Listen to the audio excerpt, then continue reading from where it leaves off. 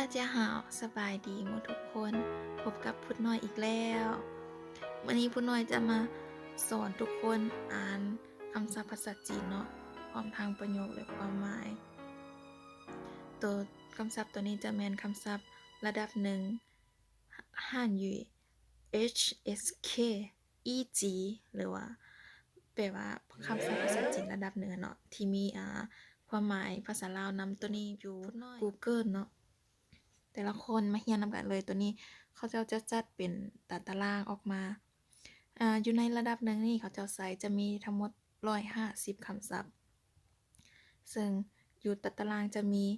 เลขที่คำตัวอักษรผ่านเสียงหรือว่าตัวพินยินและประเภทคำศัพท์มีความหมายที่เป็นภาษาลาวและตัวอย่างทันซันทำมาเรียนหูคำศัพท์ตัวที่1พร้อมกันเลยเนาะคือคำว่าอ้ายอ้ายอ้ายตัวนี้แปลว่าฮักหรือว่ามักซึ่งว่าตัวอย่างมาม่า我爱你แปลว่าแม่ข่อยฮักเจ้าตัวอย่างที่แปลว่ามักเนาะ我爱吃米饭我爱吃米饭จะแปลว่าข่อยมักกินข้าวตัวอย่างคำศัพท์ตัวที่2กันเลยป้าป้าป้าตัวนี้จะแปลว่าเลข8มันเป็นตัวเลขเนาะตัวอย่าง他儿子今年8岁了他儿子今年8岁了ลูกชายของเราปีนี้อายุ8ปีแล้วลูกชายของเราปีนี้อายุ8ปีแล้วแต่ละคนสามารถอ่านออกเสียงไปพร้อมๆกันเนาะตัวที่3คำศัพท์ที่3ป้าปะป้าปะตัวนี้จะเป็นเสียงซีและเสียงเบาผู้น้อยจะพิงยินเนาะคำว่าป้าปะป้ามันจะมีตัวอย่างเสียงสระโปแม่นบ่และเสียงสระแม่นและเสียงวรรณยุกต์เป็นเสียงซีตัวนี้เขาจะพิงยินว่าโปปาถ้าเพิ่มเสียงเข้าไปโปป้าจะอ่านออกเสียงเป็นป้าป้าปะป้าปะแปลว่าพอตัวอย่าง我爸爸是医生แปลว่าพ่อของข้อยแม่นท่านหมออยู่ในตัวอย่างนี่เราจะเห็นว่ามันมีตัวที่คิดเป็นอย่างคือตัวงูเนาะอย่างอันนี้พูดน้อยกับบ่ฮู้คือกันตัวนี้จะเห็นแต่ว่าแต่ละยกมันมีตัวนี้แม่นหมายถึงให้เฮานำเอาคำศัพท์ภาษาจีนมาเติมใส่บอนที่คิดเป็นคือตัวงูคือขี้กระเดือนนั่นเนาะเอามาเรียนกันตอนเนาะเมื่อกี้พูดน้อยคาบเวียกหน่อยนึงคำศัพท์ตัวที่4คืออ่านว่า杯子杯子โปเอเป杯子杯子แปลว่าจอกตัวอย่าง杯子里有茶杯子里有茶แปลว่าอยู่ในจอกมีชาเนาะหรือว่าอีกตัวอย่างหนึ่ง我杯子在哪里我杯子在哪里แปลว่าจอกน้ำของข้อยอยู่ไสพามาเบิ่งตัวต่อไปที่5北京北京北京แปลว่าปักกิ่งปักกิ่งเป็นเมืองหลวงของประเทศจีนเนาะตัวอย่าง我住在北京我住在北京แปลค่อยอาศัยอยู่ปักกิ่งค่อยอาศัยอยู่ปักกิ่งทุกคนสามารถทุกคนบ่แม่นสามารถเนาะทุกคนที่ว่าเข้ามาเบิ่งคลิปวิดีโอนี้ทุกคนต้องได้เรียนออกเสียงคำศัพท์ให้ถูกต้องเนาะแล้วก็เรียนสร้างประโยคไปพร้อมๆกันมาคำศัพท์ตัวต่อไปเปิ่นเปิ่นแปลว่าหัวหรือว่าเล่มตัวอย่าง桌子上有一本书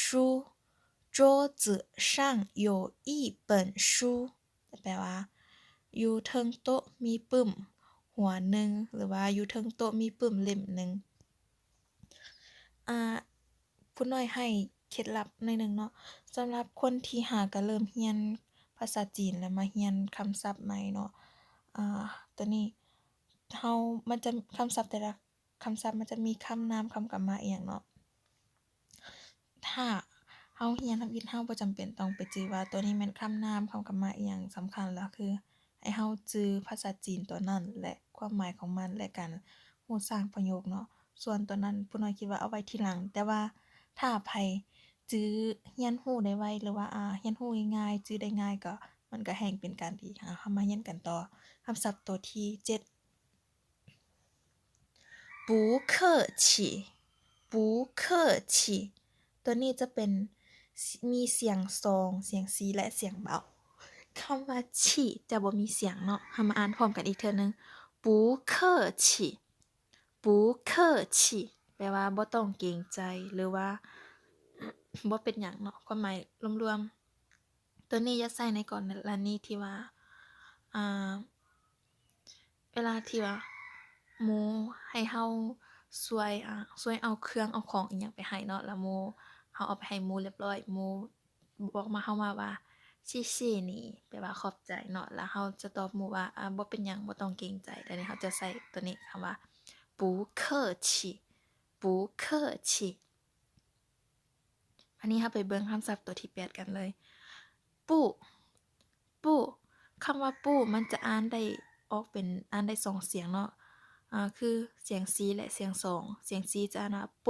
อู้ปู้ปู้สำหรับเสียง2จะพิมพ์ยินว่าโปอูปูปูอยู่ในตัวอย่างนี้我不是留学生我不是留学生เป็นหยังมันจึงอ่านออกเสียงว่าปูเนาะเพราะว่าคำว่าปูมันเป็นเสียงเวลาที่มันอยู่ต่อหน้าของเสียงซีมันจะอ่านออกเป็นเสียง2แต่ถ้ามันอยู่ต่อหน้าของเสียง1เสียง2เสียง3มันจะอ่านออกเป็นเสียงซีคำว่าชื่ออยู่ในนี้แปลว่าแมนตัวนี้มันจะเป็นเสียงซีเนาะเพราะฉะนั้นเขาจะอ่านออกเป็นเสียง2我不是留学生我不是留学生แปลว่าข้อยบ่แม่นนักเรียน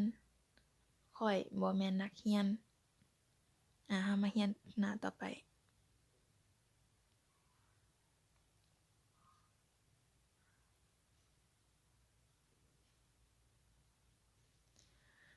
菜菜吃爱菜吃爱菜ตัวนี้จะแม่นเสียงพยัญชนะชื่อและเสียงสระไอเพิ่มกับเสียงวรรณยุกต์เสียงซีเป็นใช่แต่มัน CAI เนาะตัว I กับตัว A มันติดกันหลายใช่แปลว่าพักและอาหารตัวอย่างตัวที่1ที่แปลว่าพัก我去超市买点菜我去超市买点菜แปลว่าค่อยไปซุปเปอร์มาร์เก็ตซื้อผักหน่อยนึงค่อยไปซุปเปอร์มาร์เก็ตซื้อผักหน่อยนึงมานี่มาเบิ่งตัวอย่างตัวที่2คำแปลว่าอาหาร今天我做了3个菜今天我做了3个菜แปลว่ามื้อนี้ข้อยเฮ็ดอาหาร3อย่างมื้อนี้ข้อยเฮ็ดอาหาร3อย่างตัวต่อไป茶茶吃茶ส่วนหลายคนจำแนกเสียงจื้อชื่อกับจื้อชื่อบ่ออกเนาะตัวซี่เฮาจะเป็นเสียงที่ว่าซีละลาจะเป็นชื่อเสียงกัดแขวและลิ้นติดกับปลายลิ้นติดกับแขวเนาะส่วน ch ตัวนี้จะเป็นเสียงใหญ่เนาะเสียงที่คล้ายๆคือมีลมอยู่ในปากชื่อ吃茶吃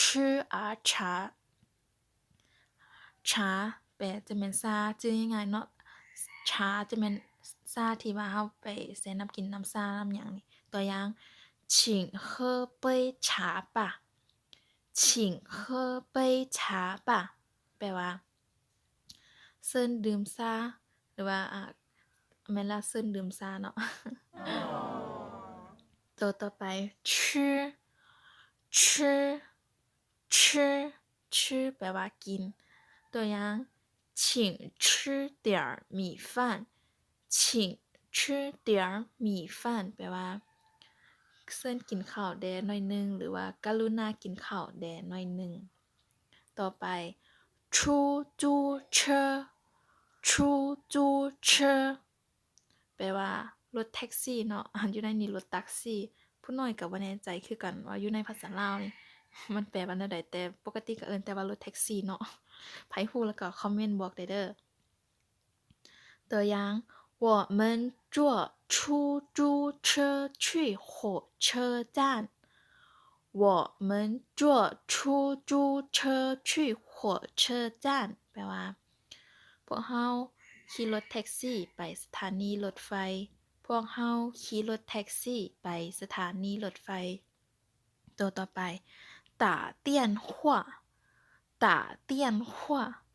ตัวนี้พูดน้อยเบาหน่อยหนึงเนาะตัวนี้มันบ่แม่นตีโทรศัพท์เนาะคำว่า打电话打电话จะแม่นหมายถึงว่าลมโทรศัพท์เนาะลมโทรศัพท์ที่ว่าเฮาล่มกับหมู่ตัวอย่างเฮากำลังล่มโทรศัพท์อยู่แล้วแม่ถามเฮาว่าเฮาเฮ็ดหยังอยู่เนาะแล้วเฮาจะตอบว่าข้อยกำลังล่มโทรศัพท์อยู่จะเว้าว่า我在打电话呢อยู่ในนี่ตัวอย่างอยู่ในตารางนี้จะแม่น他在打电话呢แปลว่าเรากำลังล่มโทรศัพท์อยู่คำศัพท์ต่อไปต้าต้าที่แปลว่าใหญ่ต้าตัวอย่าง这个菜这个苹果很大这个苹果很大แปลว่ามักแอปเปิ้ลหน่วยนี้ใหญ่หลายมักแอปเปิ้ลหน่วยนี้ใหญ่หลายคำศัพท์ที่15เตตัวนี้จะแปลว่าของและคำใส่ในท้ายประโยคเพื่อเน้นให้ประโยคนั้นเพื่อเน้นให้ประโยคนั้นมันมีน้ำหนักหลายขึ้นเนาะเฮามาเบิ่งตัวอย่างตัวที่1这是我的书这是我的书แปลว่านี่แม่นปึ้มของข้อยตัวอย่างตัวที่2我是坐飞机来中国的我是坐飞机来中国的แปลว่าข้อยแม่นขี่ยนต์มาประเทศจีนข้อยแม่นขี่ยนต์มาประเทศจีนคำศัพท์ต่อไปเตียนตัวนี้แปลว่าโมงเวลาหรือมีอีกความหมายหนึ่งคือแปลว่าหมายจำนั่นเองตัวอย่าง现在是下午3:20现在是下午3:20จะแปลว่าตอนนี้แม่นตอนแลงเวลา3:20นาทีหรือว่าเดี๋ยวนี้แม่นตอนแลงเวลา3:20นาทีคำศัพท์ต่อไปเตี้ยนหนาวตัวนี้จะแม่นเสียง C และเสียง3เนาะเตี้ยนหนาวแปลว่าคอมพิวเตอร์ตัวอย่าง我买了个电脑我买了个电脑แปลว่าค่อยซื้อคอมพิวเตอร์1หน่วยหรือว่าค่อยได้ซื้อคอมพิวเตอร์1เครื่องได้เช่นกันเนาะต่อไป电视ตัวนี้จะเป็นเสียง C หมดเลยจะแปลว่าโทรภาพหรือว่าโทรทัศน์นั่นเอง妈妈在看电视妈妈在看电视ประโยคนี้แปลว่าแม่กำลังเบิ่งโทรภาพอยู่ต่อไปเลย电影แปลว่ารูปเงาหรือว่าหนังในโรงภาพยนตร์นั่นเองเนาะตัวอย่าง我喜欢看电影我喜欢看电影แปลว่าข้อยมักเบิ่งรูปเงาตัวนี้ถ้าไผที่ว่าอยากได้คำศัพท์เนาะไปเสิร์ชอยู่ Google ว่าพิมพ์ภาษาอังกฤษเขาเลย SSK 1แล้วมันจะออกมาเนาะมันจะเป็นไฟล์ออกมาหรือว่าถ้าไผที่ว่าบ่ทันได้โหลดหรือว่าแม่มโทรศัพท์เต็มอีหยังต่างๆนี่สามารถแคปเอาของผู้น้อยแล้วก็ไปเรียนหรือว่าผู้น้อยมีอีกเทคนิคนึงคือ วิธีการจดเนาะเราใส่จดเราจดคำศัพท์ออกมาแล้วก็จดการสร้างประโยคและคำแปลพร้อมการจดจะเฮ็ดให้เราจื้อได้ไวขึ้นอันนี้ก็เป็นการเรียนวิธีการเรียนหนังสืออีกแบบหนึ่งเนาะต่อมา东西ตัวนี้ต้องออกเสียงเบาเนาะอ่านว่า东西东西东西แปลว่าเครื่องของหรือว่าเครื่องใช้ของสอยเนาะตัวอย่าง我在商店买了很多东西我在商店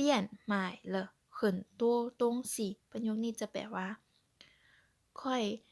ได้ซื้อเครื่องอยู่ร้านค้าหลายอย่างค่อยได้ซื้อเครื่องอยู่ร้านค้าหลายอย่าง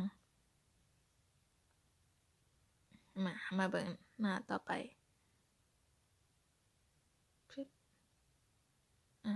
ตัวนี้ตัวเตอโอโตเตอโอโตแปลว่าล้วนแต่ตัวอย่าง我们多来了我们多来了ประโยคนี้เนาะแปลว่าล้วนแต่และมีอีกความหมายหนึ่งมันแปลว่าทั้งหมดอยู่ในตารางของตัวอย่างนี้แม่น我们多来了แปลว่าพวกเราล้วนแต่มาแล้วหรือว่าอีกความหมายหนึ่งพวกเราทั้งหมดได้มาแล้วคำศัพท์ที่22ตูตูตูแปลว่าอ่านมันจะมี2ตัวอย่างเนาะในนี้ตัวอย่างที่1你会读这个汉字吗你会读这个汉字吗แปลว่าเจ้าสามารถอ่านหนังสือจีนนี้ได้บ่หรือว่าเจ้าสามารถอ่านอักษรจีนนี้ได้บ่ตัวอย่างตัวที่2你喜欢读书吗你喜欢读书吗แปลว่าเจ้ามักอ่านปึ้มบ่เจ้ามักอ่านปึ้มบ่ตัวที่23对不起对不起对不起แปลว่าขอโทษตัวนี้เนาะตัวนี้จะแม่นใช้ในกรณีที่ว่าเวลาที่เฮาย่างไปตามหมู่คู่หรือว่าเฮาเฮ็ดของหมู่คู่ตกเนาะจะใส่เฮาจะเว้าขอโทษจะว่า对不起对不起ตัวต่อไป24ตัวสังเกตเห็นว่าคำศัพท์ตัวที่21และ24นี่มันคล้ายๆกันเนาะสลับแต่คำว่าตัวโอกับยูตัวคำศัพท์ที่21ตัวนี้เสียงสระมันจะแม่นเสียงสระโอส่วนคำศัพท์ที่24เสียงสระมันจะอ่านออกว่าอูโวอ่านบ่คือกันเนาะถึงว่าจะเขียนคล้ายๆกันมาอ่านตัวที่24ตัวนี้แปลว่าหลายหรือว่าเท่าใดปานใดเฮามาเบิ่งตัวอย่างตัวที่1这里的人很多这里的人很多แปลว่าคนอยู่นี่หลายหรือว่าคนอยู่ที่นี่มีหลายตัวอย่างตัวที่2你儿子多大了你儿子多大了แปลว่าลูกชายของเจ้าอายุเท่าใดแล้วหรือว่าลูกชายของเจ้าอายุจักปีไปเบิ่งคำศัพท์ที่25多少ตัวนี้ก็จะแปลว่าเท่าใดคือกันตัวอย่าง你们学校有多少学生你们学校有多少学生แปลว่าอยู่โรงเรียนของพวกเจ้ามีนักเรียนเท่าใดอยู่โรงเรียนของพวกเจ้ามีนักเรียนเท่าใดเข้าไปเบิ่งคำศัพท์ที่26儿子จะแปลว่าลูกชายตัวอย่าง我儿子3岁了我儿子3岁了ลูกชายของข้อยอายุ3ปีแล้วตัวที่27ตัวนี้จะเป็นตัวเลขเนาะหมายถึงเลข2ตัวอย่าง现在12点了现在12点了แปลว่า เดี๋ยวนี้12โมงแล้วหรือว่าตอนนี้12โมงแล้ว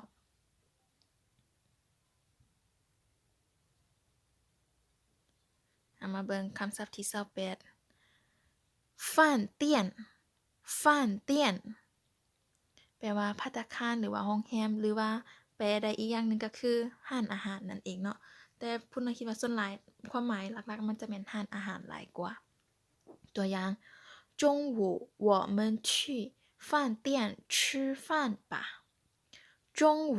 我们去饭店吃饭吧ตอนสวยพวกเราไปกินข้าวอยู่ร้านอาหารเนาะตัวคำศัพท์ตัวที่29เฟยจีตัวนี้จะเป็นเสียงหนึ่งหมดเลยเฟยจีแปลว่ายนต์หรือว่าเรือบินตัวอย่าง我坐飞机去北京我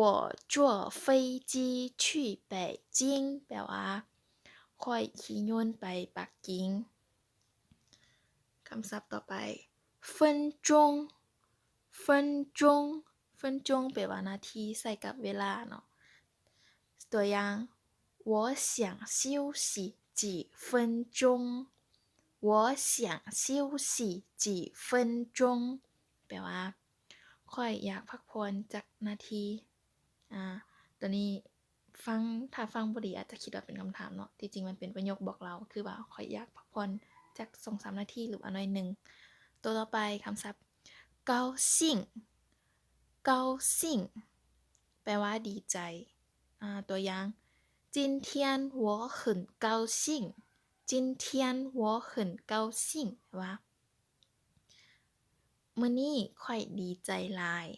มื้อนี้ค่อยดีใจหลายคำศัพท์ตัวที่32เก้อเก้อเก้อแปลว่าอันโตผู้ตัวอย่าง我是一个学生我是一个学生แปลว่า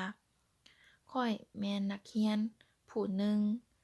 ค่อยแม่นนักเรียนคนหนึ่งได้คือกันเนาะในการแปลเราสามารถแปลรวมๆได้โอเคตัวคำศัพท์ตัวต่อไป33กงจั่วกงจั่วแปลว่าเวียกงาน我很喜欢现在的工作我很喜欢现在的工作แปลว่าค่อยมักเวียกงานที่เฮ็ดอยู่เดี๋ยวนี้หมายถึงว่าเฮามักเวียกงานที่เฮากำลังเฮ็ดอยู่นี่เนาะความหมายอันนี้